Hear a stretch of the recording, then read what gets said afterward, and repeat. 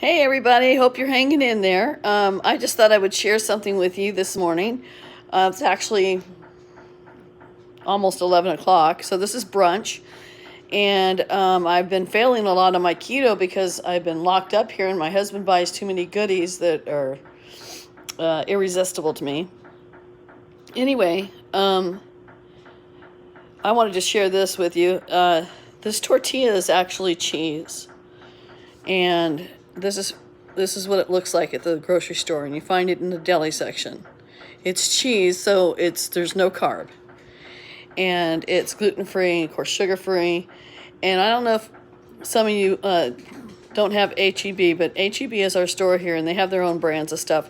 And they have this pot roast right here, and I'm telling you, it is delicious. Already made. All you gotta do is heat it up. And I decided to take eggs this morning and leftover pot roast that I had and some of the gravy and scramble it up this morning. And I'm about to partake in this. Anyways, I just want to share this with you. This is definitely a keto meal with a cheese tortilla. It's a taco. And, you okay, baby? That was my dog, sorry. He's kind of like asthmatic sometimes. You okay? He's a good boy.